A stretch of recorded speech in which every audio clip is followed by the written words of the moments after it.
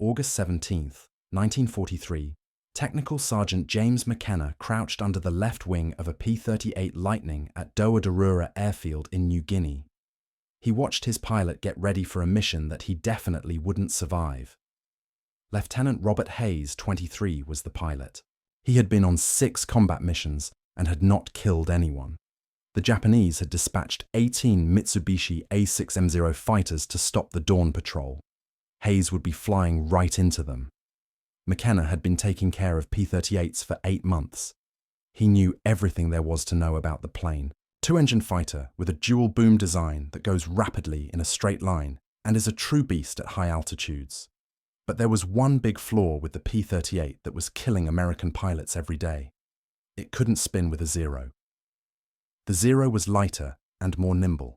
In a dog battle, it could do a full horizontal rotation in half the time it took a P-38. That difference meant death. American doctrine specified that P-38 pilots should never turn with a Zero. Don't ever try to outsmart them. Be quick. Use height. Jump in. Shoot. Get out. Hit and run. Don't get caught in a fight that is turning. Hayes has tried that doctrine 5 times before. It didn't work. The Zeros were too clever. They tricked American pilots into turning, cut within their turning radius, got behind them, and shot them down. In the last 6 weeks, the 5th Air Force had lost 37 P-38s. Most of them were shot down while trying to turn around and couldn't get away. McKenna had seen too many pilots perish. Good guys, really. They got into their P-38s with no fear and either came back in boxes or didn't come back at all. Not back at all. The guidebook for instructions said that the pilot made a mistake. The teachers declared these pilots weren't following the rules, but McKenna knew otherwise. The pilots weren't the problem. The control cords were the problem. The aileron control cables on the P-38 went from the twin booms to the tail section, then forward through pulleys to the wing control surfaces. The cable system was loose. Not much, maybe 1/38 of an inch when fully deflected, but that little bit of slack made it take longer for the aileron to respond to the stick action. At high it didn't matter at high speeds. At low speeds, when making sharp turns. That tiny delay made the difference between rolling within a Zero's turn and getting shot down. 2 months ago, McKenna told the engineering officer about this. The officer claimed that the cable tension was within the limits. That slack was okay because of factory tolerances. If you change it, the warranty on the plane will be void. Also, no field mechanic had permission to change flight control systems. That needed engineering Lockheed had to give their approval, and they were 7,000 miles away in California. McKenna performed something that went against every rule in the Army Air Force repair manual. He got a piece of piano wire from a broken plane, cut it to 6 inches, bent it into a Z shape, and put it on Lieutenant Hayes' left aileron control cable as a tensioner. It took 8 minutes to make the change. The cable had 0.4 pounds more tension. It got rid of all the slack. No one saw it. That morning, the inspection staff didn't check the tension on the cables. They were worried about how much oil was in the engine and how much ammo they had. McKenna didn't say anything. He saw Hayes taxi to the runway, take off, and then the P-38 flew out into the dawn sky toward the Japanese aircraft. What happened in the next 17 minutes would revolutionize the way every P-38 flew in the Pacific Theater. Lieutenant David Chen was the first pilot McKenna lost to Azero. The 9th of July, 1943. Chen has been at the theater for 3 weeks. Every morning, McKenna worked on his plane. They chatted about what was going on in California. Chen lived in Sacramento. Long Beach was McKenna's home. Before the war, they had both worked on vehicles. Chen left at 06:15 on a fighter sweep overlay. He came back 2 hours later with 3 bullet holes in his left boom and a story about a Zero that had snuck inside his turn. Chen said he tried to roll out and dive away like the handbook indicated, but the plane didn't seem to respond quickly. It felt like there was a delay between when he moved the stick and when the plane really rolled. The Zero came very close to getting him. Just his wingman blasting the Zero off his tail was the only thing that saved him. McKenna gazed at the holes in the bullets. They were all together in a small group, perfect, shooting at deflection. The Zero pilot had perfectly guided Chen and knew exactly where Chen's plane would be. If Chen had rolled hard and dove right away, that shouldn't have been conceivable. Chen didn't fly again, unless the airplane was late enough for the Zero to get the lead right. His plane went back to the shop to be fixed. McKenna never seen him again. 3 weeks later, he heard that Chen had died while flying a different P-38 over Rabaul. Same story, caught in a brawl that was turning. Couldn't get out of there soon enough. Captain William Morrison was the second pilot. Morrison was a flight leader with 11 kills and a lot of experience. He knew everything there was to know about the P-38, knew what it could and couldn't do. Flew smart. Morrison's flight shot down 8 Zeros at 12,000 feet above Oro Bay on August 3rd. On the first try, Morrison got 1 0. Came back for another run. 2 Zosterned on him.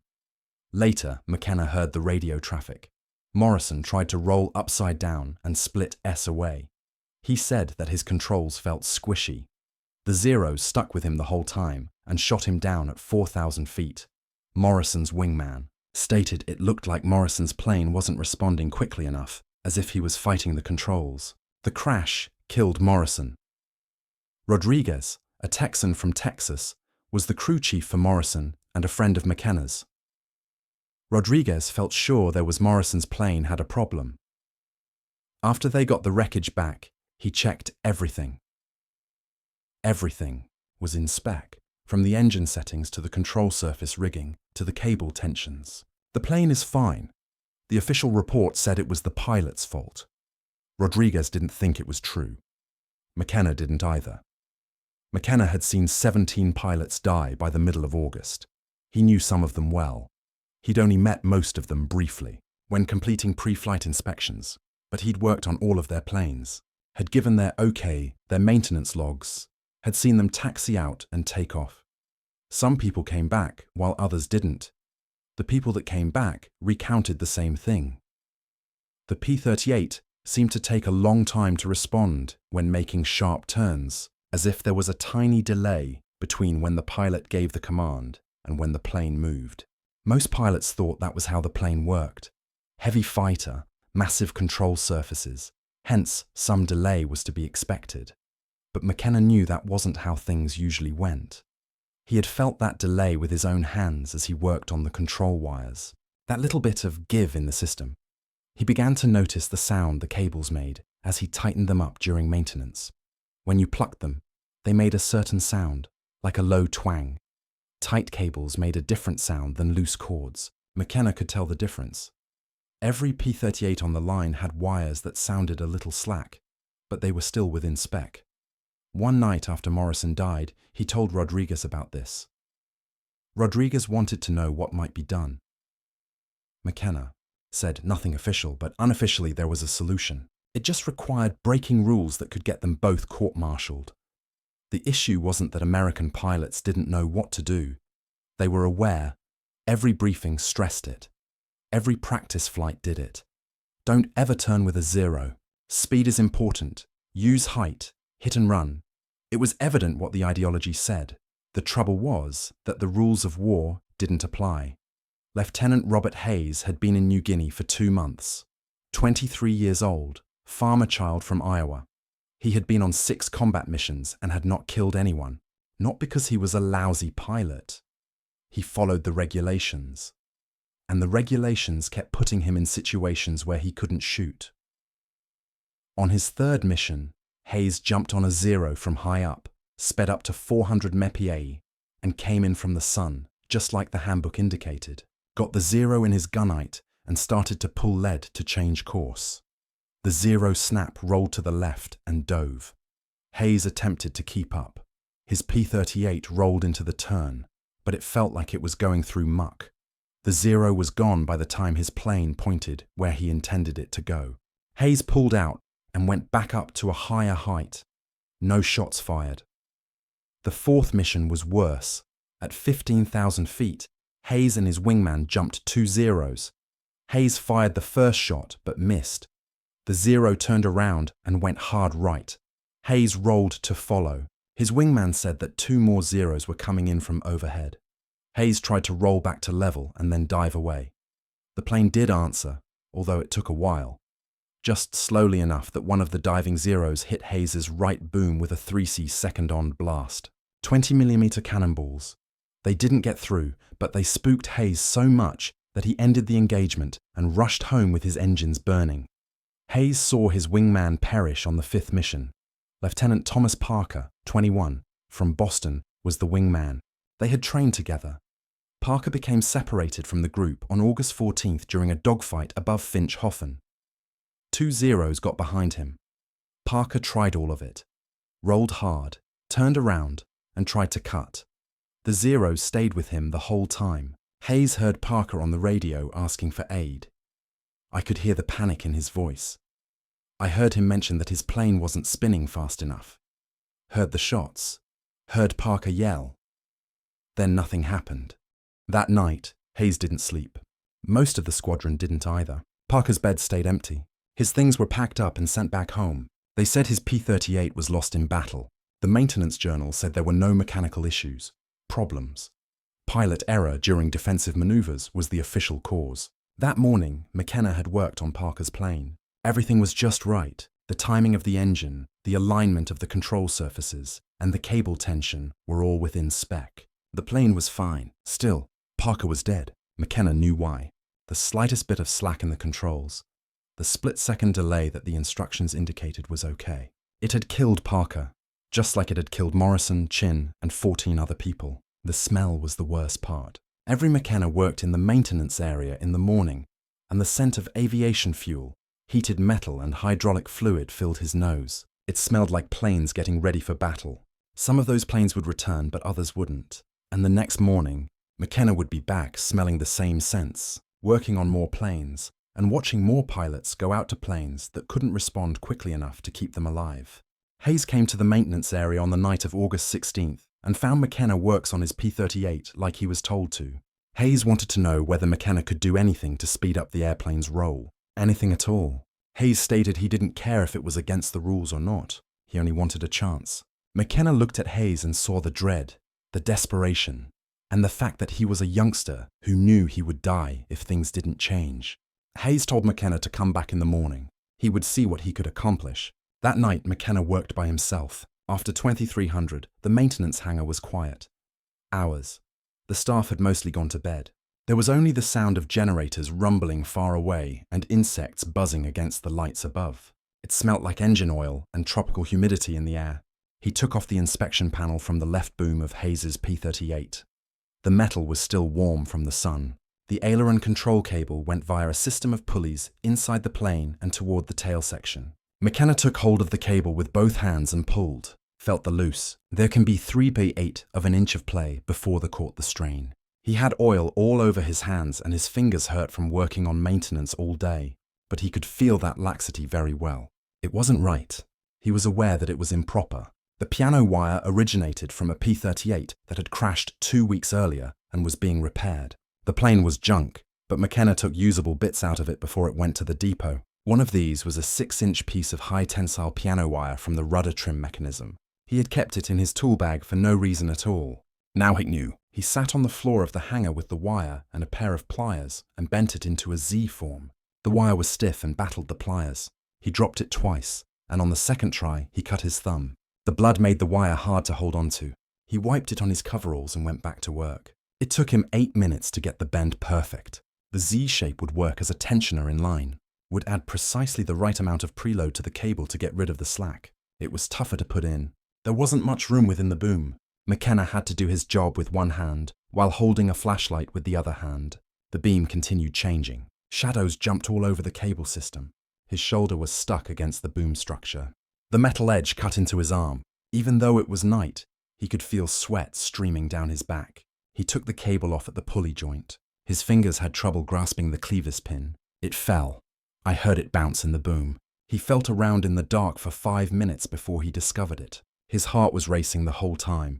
If the officer in charge of engineering, if they caught him making changes to a flight control system without permission, he could be court-martialed, lose his job, or maybe go to jail. Hayes was going to die, though, if McKenna didn't do something. He put the piano wire tensioner between the end of the cable and the pulley, and then reconnected the cable. The fit was snug. He had to push the clevis pin through. When it was fully in place, He pushed on the cable to test the tension by hand. No give. Right away, the control surface moved. Great.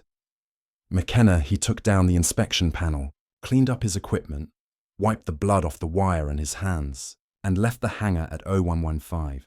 It was hot and still in the tropical night. He could hear the engines of planes in the distance, possibly Japanese night raiders. The noise made his gut tighten. He changed a flight control system without permission, used a part that wasn't standard, and broke at least a dozen rules. Hayes would crash if the change didn't work while in flight, and McKenna would be to blame. But if it worked, Hayes could live. McKenna went to bed but didn't sleep. He studied the ceiling until morning. At 6:30, he walked to the flight line and saw the crew fuel and arm Hayes's plane. Then he observed Hayes walk out for his pre-flight briefing and get into the cockpit. Hayes left at 0742. McKenna stood on the flight line and watched the P-38 rise into the morning sky. Saw it join up with 16 other planes. I saw them go northwest toward Japanese airspace. He could only wait after that. The engagement began at 8:14. Hayes's 4 P-38s intercepted 900 at 13,000 feet over the Huan Gulf. The sun was behind them in the morning. The perfect setup for a diving strike. Hayes was in the third place. His element commander told him to bounce. They came in. Hayes chose a 0 in the back of the group, dove from a high place. Speed up to 380 mph. The 0 got bigger in his gun sight. Hayes could see the painted sun on the side of the plane, could see the pilot's head through the canopy. He pulled the trigger. The 450 caliber machine guns and one 20mm cannon fired. Tracers reached out. Most of them missed. A few hits set off the 0's wing. Not enough. The 0 snap went to the right and dove. Hayes rolled to follow. That's when he noticed it. The plane reacted right away. No waiting, no latency. The stick shifted, and right away the plane rolled. Hayes had never felt his P-38 move like that before. It was as if the airplane had been waiting for him to give it an order, and then did it right away. He rolled 90 degrees, which felt like half the usual time, put his nose down. He could see the 0 right in front of him. He shot again. Thrimsey, second burst. The shots went up the fuselage of the 0 from the tail to the cockpit. The engine of the 0 blew apart. Things flew off. The plane flipped over and plunged toward the jungle below, leaving a trail of black smoke behind. Hayes got his first kill, but there wasn't time to celebrate. His wingman yelled that 0s were diving down from above. Hayes looked up and saw 3 of them coming down quickly in a shallow dive. They'd watched him kill their pal. They sought revenge now. Hayes pushed the throttles ahead and began to climb, but the 0s were faster in the dip. They would be on him in no time. He had no choice but to turn around and fight. Every instinct told him to keep running and climbing. That was the teaching. But following the doctrine meant dying today. He pulled and rolled hard to the left. The P-38 spun about like nothing he'd ever seen before. The nose broke through the horizon. He noticed the first 0. It was turning to follow him, but it wasn't yet. Thought Hayes would turn back that quickly. The 0 was at a horrible spot. Uncovered. Hayes pulled the lead, shot, and struck the 0 on the left wing rote.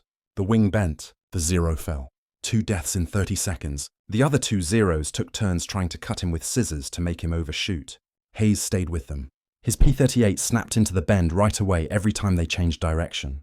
No waiting, no wrestling with the controllers. The plane did what he wanted it to do at the exact right time. It was like flying a separate plane. It was like someone had taken off invisible weights from the control system. 1 0 messed up. Too much speed was lost when it was reversed too hard.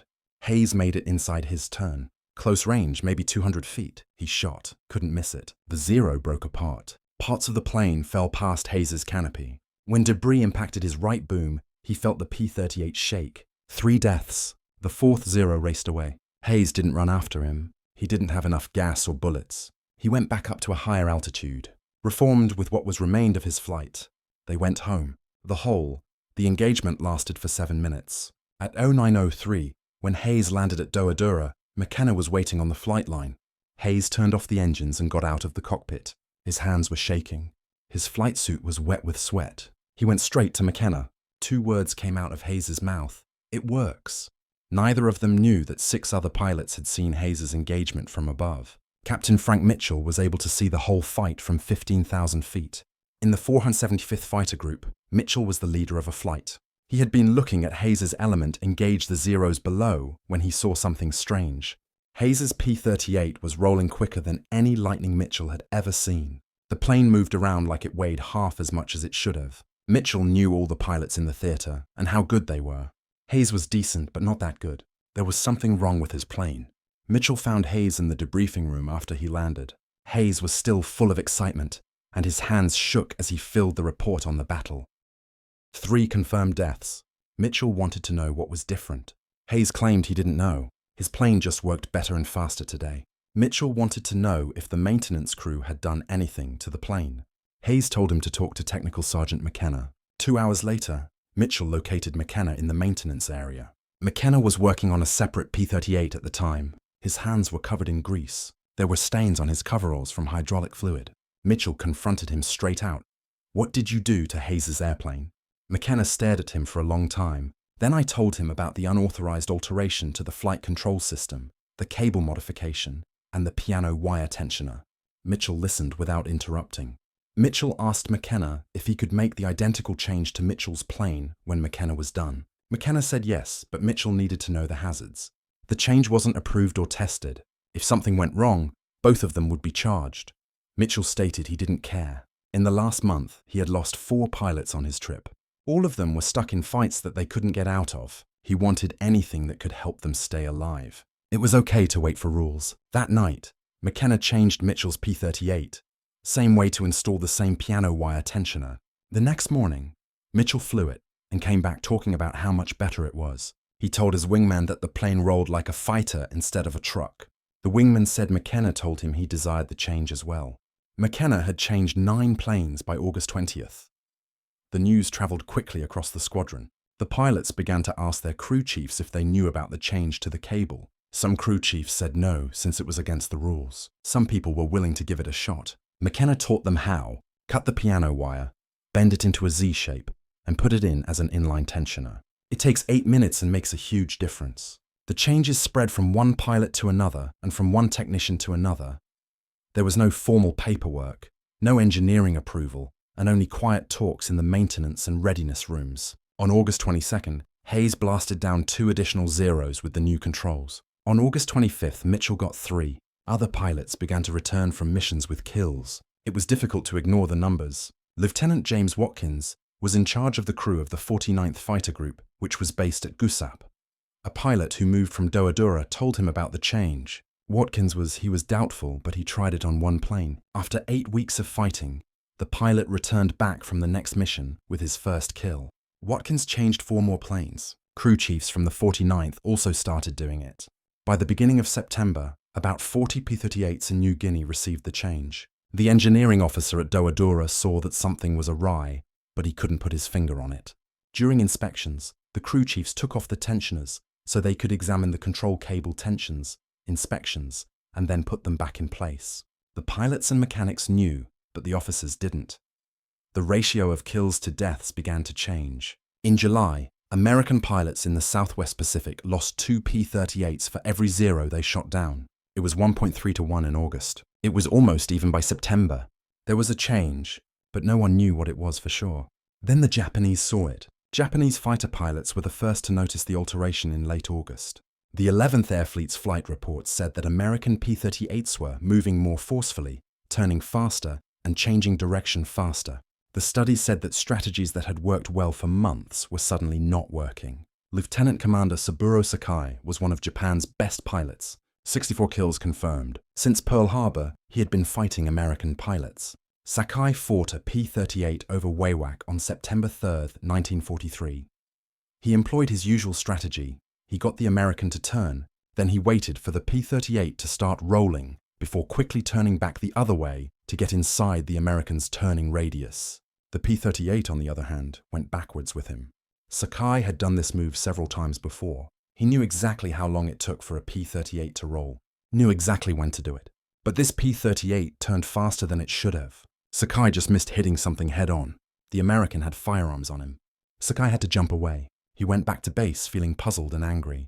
Other Japanese pilots with more experience said they had similar experiences. The Americans weren't flying any differently.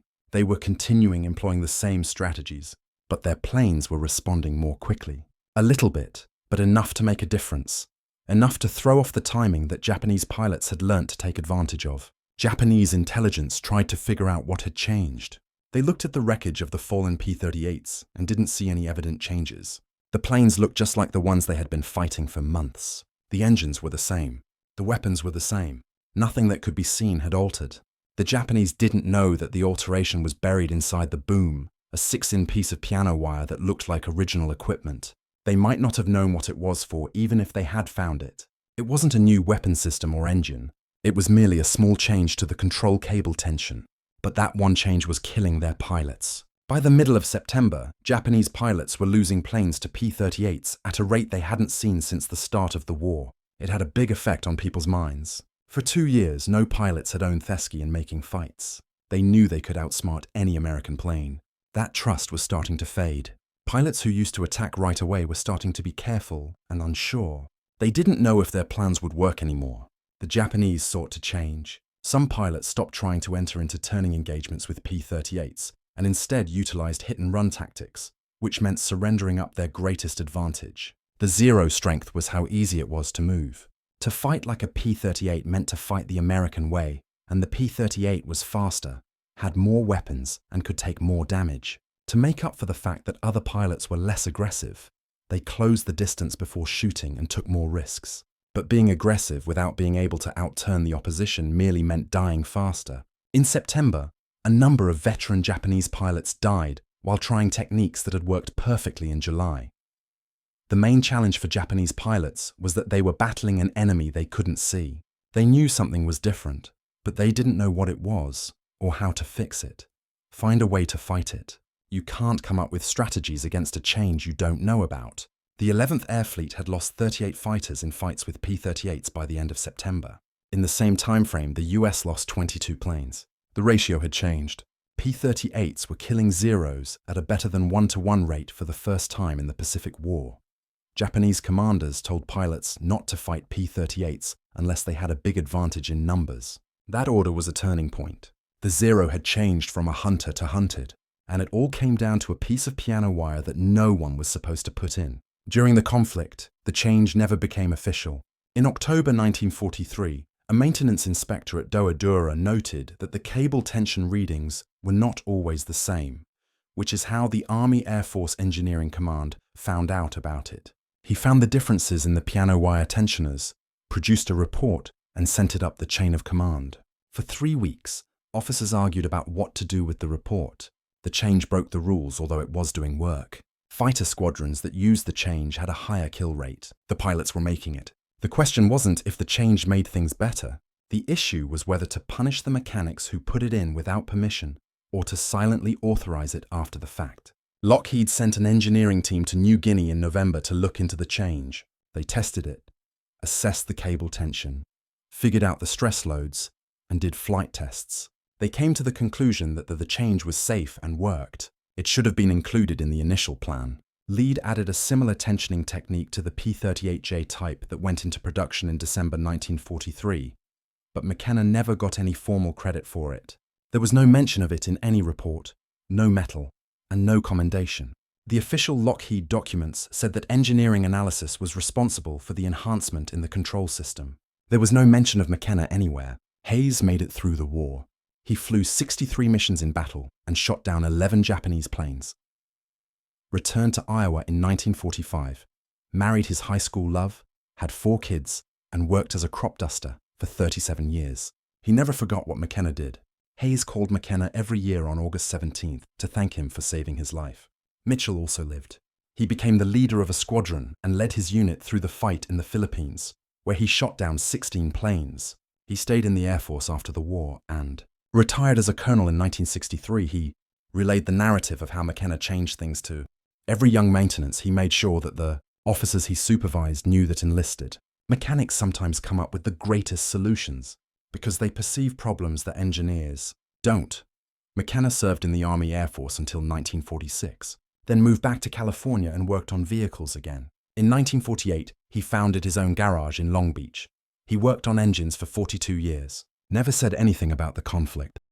He would tell folks he was a mechanic when they asked. All he did was fix planes. A military historian looked into changes to the P-38 in 1991, uncovered mentions of the piano wire tensioner in maintenance logs from New Guinea. The historian found McKenna by looking through veteran records. At that point, McKenna was 73 years old and still worked part-time in his garage. The historian asked him about the change. McKenna verified the tale, saying it wasn't anything exceptional, but something that had to be done. The historian thought that the change might have saved the lives of 80 to 100 American pilots, because squadrons had better survival rates that made use of it. McKenna says he never kept track. He merely thought of the pilots that came back. Hayes, Mitchell, Watkins, and the rest, that was enough. James McKenna died in 2006 at age 88. He was laid to rest in Pacific View Memorial Park in California. His obituary said that he worked as an aviation technician during World War II. It did not mention the piano wire tensioner, did not say that he had modified the way American fighters flew, did not indicate that he'd broken restrictions to save lives. His garage in Long Beach is still there. The owner is different now. There is, however, an old picture on the wall in the back office. A young mechanic in coveralls stands next to a P-38 Lightning. The back says New Guinea, August 1943. That's how battle really brings about new ideas, not through official channels or engineering committees, but through sergeants and mechanics who spot problems, come up with solutions, and don't wait for permission to save lives. If you found this article as intriguing as we did, please take a second to like this video. It helps us share more forgotten stories from the Second World War. Sign up to stay in touch with these tales that haven't been told. Everyone is important. Everyone should remember them, and we would love to hear from you. Please leave a comment below letting us know where you are watching from. Our community goes from Texas to Tasmania. You're part of something special here, whether you're a veteran or just love history. Thanks for viewing and for keeping these stories alive.